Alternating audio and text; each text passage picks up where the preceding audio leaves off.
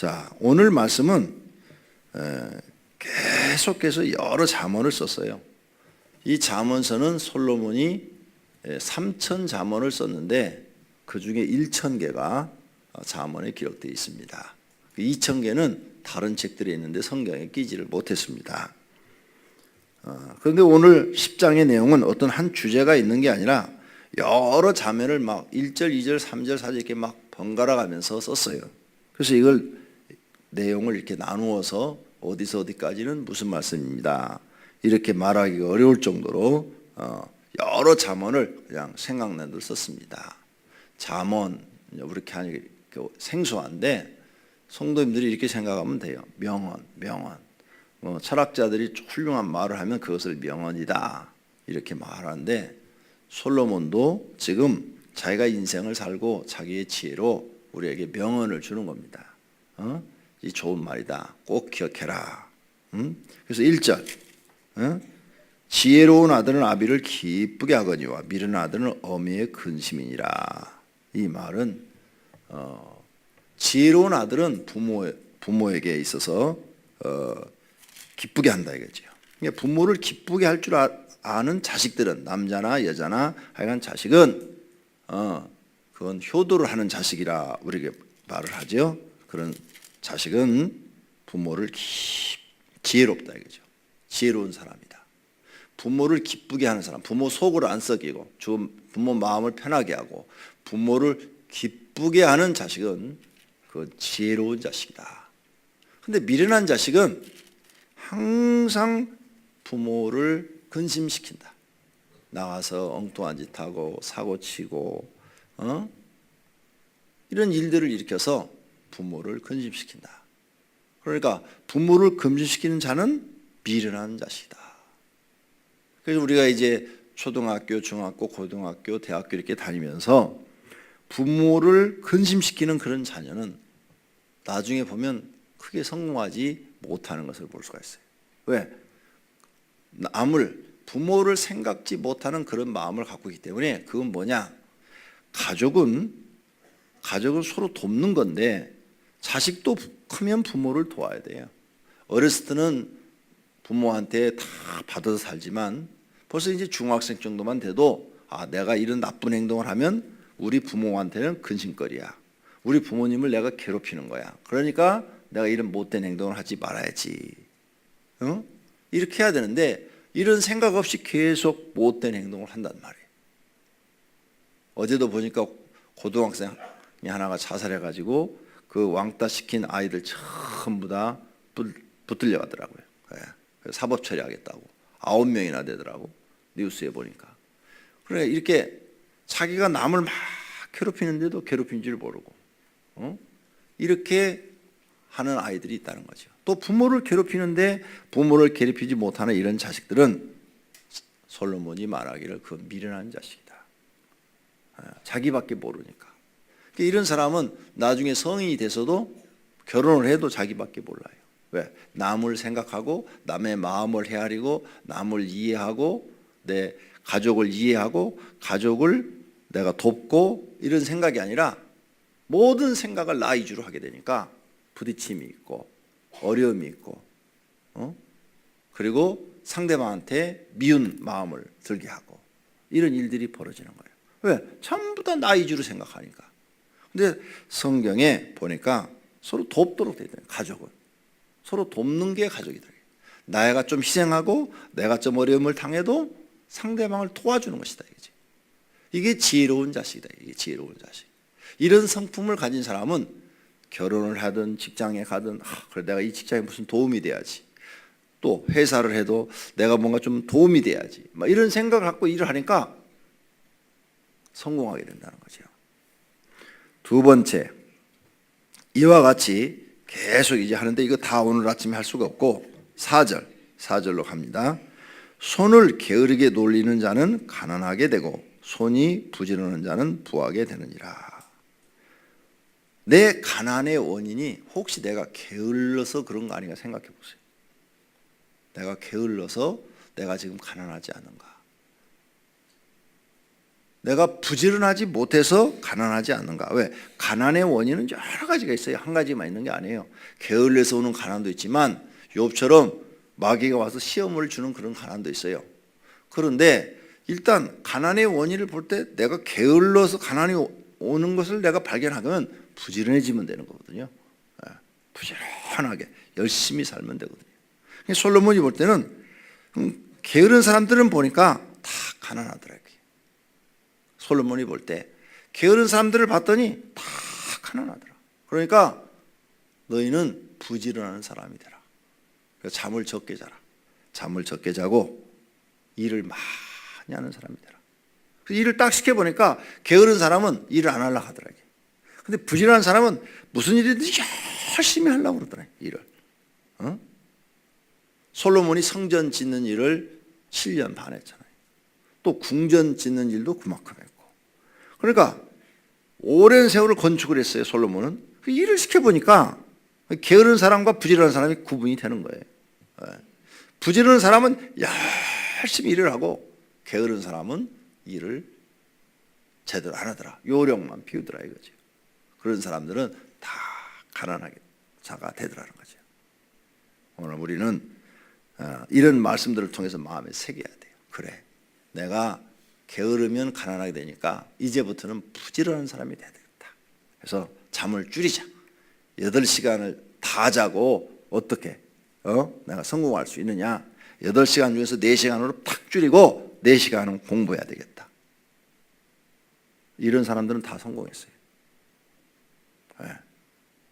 가서 보면 판사, 검사, 변호사, 의사 하여간 사자 들어가고 좀 높은 고위 직종에 있는 사람들은 전부 다 잠을 줄여서 공부한 사람들이에요. 하루에 8시간 다 잔 사람들 있죠. 여기 있는 사람은 그렇게 안 자겠지만 다 못 살아요. 가서 물어봐요. 사자 들어가서 높은 직책에 있는 사람들 치고 잠을 다 찾아먹은 사람들이 있는가? 한 명도 없어요. 잠자는 시간을 다 줄여. 밤 12시, 1시까지 공부하고 새벽 5시, 6시 일어나서 또 공부하는 사람들이에요. 그렇게 머리를 싸매고 공부를 했기 때문에 그 직책에 올라간 거예요. 그런데 8시간 다 자면 그 사람이 어떻게 성공할 수 있겠어요? 의사들이 여러분한테 치료받으러 가면은 잠을 푹 자십시오. 푹 자십시오. 이렇게 하는데 쟤네들 공부할 때 그렇게 안 했어. 절대 8시간을 다 자고 공부해서 의사 된 사람은 한 명도 없어요.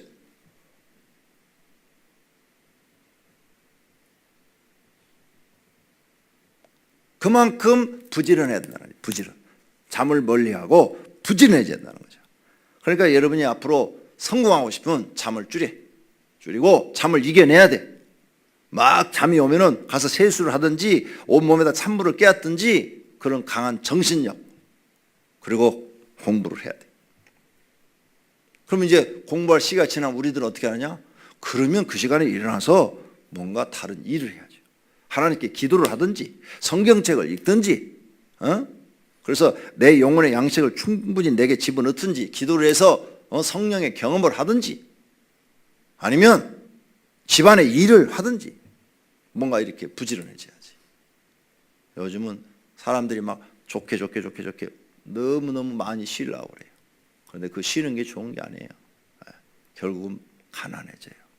자, 우리보다 먼저 선진국이 된 나라들이 있어요. 유럽 국가, 그 다음에 미국.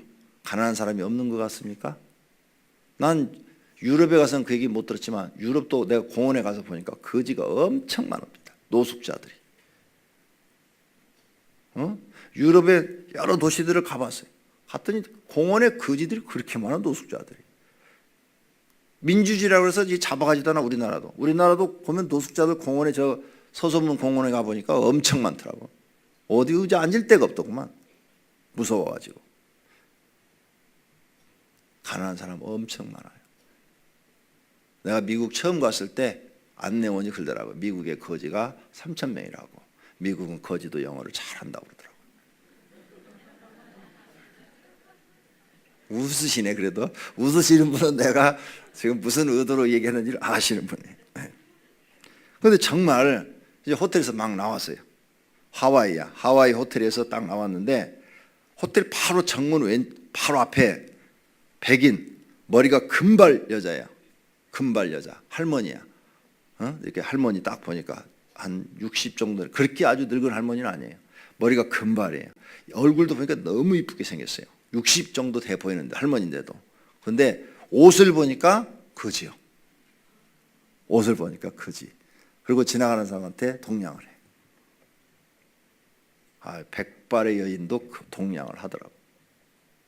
거지들 다 게을러서 되는 거죠. 나가서 무슨 일이든지 부지런하면 밥은 먹고 살 수 있습니다. 성경을 통해서 우리는 이런 걸 배워야 돼요. 부지런해져야 된다. 그래서 일을 악물고 잠자는 시간을 줄이는 시간밖에 없어요. 왜? 다른 사람 다 8시간 일하잖아요. 제가 청년 때 보니까 아침 6시에 학원에 가는 사람들이 있더라고요. 회사 9시까지 출근인데 8시 반까지는 들어가야 되니까 6시에 학원에 가가지고 6시서부터 8시까지 2시간 공부를 하더라고요. 자격증을 따기 위해서. 그리고 출근하고. 그러니까 집에서 몇 시에 출발한다는 거예요. 왜? 회사 퇴근 시간이 늦는 거야. 다른 사람들이 부장들이 다 늦게 가니까 자기도 퇴근 시간이 8시, 9시, 10시 언제 퇴근할지 모른다는 거예요. 그 사람들 나갈 때까지 일을 해야 되니까. 그러니까 저녁에는 학원에 갈 시간이 없다는 거예요. 그렇게 노력을 하니까 그런 사람들이 성공하더라. 성공하려면 부지런해져야 될 줄로 믿습니다. 그 다음 오늘 이 많은 잠언들 중에서 중요한 말 19절 다 같이 읽습니다. 말이 많으면 허물을 면하기 어려우나 그 입술을 제어하는 자는 지혜가 있느니라. 아멘. 말이 많으면 허물을 면하기 어렵다. 그러니까 어디 가서 아는 체 하지 말고 가만히 앉아있으면 중간이라고 한다고 그랬어요. 우리나라 속담에도 있어요. 그죠? 가만히 있으면 중간이라도 한다고. 그러니까 어디 가서 이렇게 아는 체 하지 말고 가만히 듣는 사람이 돼야 돼요. 들으면서 배워야 돼요. 그냥 듣는 게 아니라 저건 내가 모르는 건데 저 사람은 저런 얘기를 하네. 그러면 자꾸 배우는 거예요. 근데 내가 아는 체를 다 해버리면은 배울 수 있는 게 아무것도 없는 거예요. 그리고 내가 아는 체 했는데 상대방이 나보다 더 많이 알고 있으면 내 모르는 무식이 다 드러나 버리는 거예요. 그러니까 중간도 못 가고 꼴찌가 돼버리는 거예요. 그러니까 어디 가면 배우려는 자세로 항상 가만히 있는 사람이 돼야 돼요. 그러면 내가 많이 알고 있어도 내가 경험하지 않은 또 이 사람은 요만큼 알고 있지만 새로운 걸 알고 있는 사람이 있어요. 그럼 이걸 내가 배울 수 있는 시간이 되는 거예요. 근데 이런 걸 모르니까 그냥 어디 가면 자기가 조금 알고 있는 것을 막 하는데 많이 알고 있는 사람은 들을 때 우스운 거죠. 예를 들 것 같으면 우리나라의 컴퓨터 286 나올 때 286, 386, 486 이렇게 컴퓨터 지금 올라가서 지금 많이 발전했죠. 처음 나왔을 때 도스예요. 도스. 286 나올 때 내가 이제 컴퓨터를 배우기 시작했어요. 학원에 안 가고 혼자서 사다 놓고 내가 혼자서 책 보고 배우기 시작했어요. 그래서 386 나와가지고 또 하고 그래가지고 윈도우가 386 때 나온 거예요. 286 때는 다 도스였어요. 그래서 386 나와가지고 딱 해서 내가 우리 노예원들한테 이제 컴퓨터를 좀 가르쳐 줬어요. 이렇게 하는 거라고 좀 몇 번 가르쳐 줬는데 이제 486이 나왔어요. 속도가 빨라지는 거예요, 그게. 그런데 내가 가르쳐 준 그분들이 다른 목사님들한테 막 아는 체를 하면서 얘기를 하는 거예요. 근데 내가 이렇게 가만히 들어보니까 틀린 얘기도 막 하는 거예요. 틀린 얘기도. 기가 막힌 거예요. 제대로 가르쳐 주려면 똑바로 아는 걸 가르쳐 줘야지. 틀린 얘기도 막 하는 거예요. 그래서 참 안 됐다. 저 사람은 참 안 됐다. 그럼 그 사람이 몇 명 목회하느냐? 10명 목회하다가 한 5년 하다가 문 닫았어. 그것도 못 해가지고. 그러니까 아는 체 하지 말고 배우려는 사람이 돼야 돼. 배우려는 사람. 제대로 알지도 못하면서 아는 척 하지 말고. 그러니까 말이 많으면 아는 척 하는 거야. 이건 아는 척. 허물을 면하기 어려우나 그 입술을 제하는 자는 지혜가 있느니라. 이런 걸 배워야 돼. 그리고 어디 가서든지 배우려는 마음. 어린이한테도 배우려고 그러고 할머니, 할아버지한테도 배우려고 하는 마음. 이 꾹 다물고 듣고 있으면 내가 모르는 얘기 하면은 질문도 하고. 아이, 그거 참 놀라운 일인데요. 그 다음 이런 건 어떤 거예요? 이렇게 질문해서 자꾸 내 것을 만들면 그 순간도 나는 돈 안 들이고 공부를 하는 거예요. 공부. 배울 수 있는. 오늘 이 말씀 19절을 꼭 마음에 기억하시기를 바랍니다. 할렐루야. 예. 그 다음 26절 다 같이 게으른 자는 그 부리는 사람에게 마치 이의 식초 같고 눈의 연기 같으니라. 아멘. 부리는 사람은 윗사람을 얘기하는 거고 지금 여기에 나오면서는 아랫사람이 게으르면 아랫사람이 게으르면 그 부리는 윗사람이 그 아랫사람을 볼 때 식초 같다는 거예요. 이의 식초. 이의 식초 같고 눈엔 연기 같다. 식초를 우리가 그냥 바로 먹을 수 있어요? 못 먹잖아요. 막 시고 아주 팍 뱉어버리잖아요.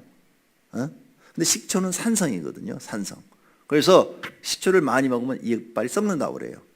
솔로몬 시대 때 그 정도까지는 몰랐을 것이고, 그렇죠? 그 정도까지 몰랐고, 식초를 그걸 딱 입에 들어가면 너무 쉬어가지고 뱉었을 거예요. 누가 먹지 않았을 거예요. 요즘은 식초가 약이 된다고 물에 타서 먹기도 하잖아요. 예, 먹는 식초도 많이 나오고. 예? 그러는데 그 당시는 그런 거 몰랐을 거 아니에요. 솔로몬 시대는 의학이 발달하고 화학이 발달하지 않았으니까. 그러니까 그냥 그대로 산성을 입에 딱 타면 막 쉬고 그러니까 탁 뱉었을 거예요. 그다음에 눈에 연기가 들어가면 눈물이 나고 막 따갑고 막 그러죠. 맵고 그러죠. 눈에 연기가 이렇게 들어가면 시골에 가면은 모기불 그거 피우면은 막 눈에 들어가면 막 눈물이 나고 막 따갑고 매워서 막 피하고 막 이러잖아요. 그걸 상상하시면 돼. 윗사람이 아랫사람을 볼 때 게으른 사람을 딱 보면 그렇다고 말이에요. 식초 같고 이에 식초 같고 눈에 연기와 같다. 그러니까 아랫사람 뭐예요? 부지런한 사람이 돼야 된다. 그래야 윗사람한테 인정을 받는다는 거죠. 뱉어버리고 싶고 눈물이 나고 막 따가우니까 피해버리고 싶고 그런 사람이 된다는 거죠. 부지런하라 이런 말씀이에요. 오늘 새벽에 이런 말씀을 마음에 새기고 정말 잠언서를 이렇게 하나하나 깨달아가면서 읽기 시작하면 이 말씀이 꿀송이처럼 우리에게 유익이 될 줄로 믿습니다. 그렇게 사시기를 예수님의 이름으로 축원합니다. 기도하겠습니다.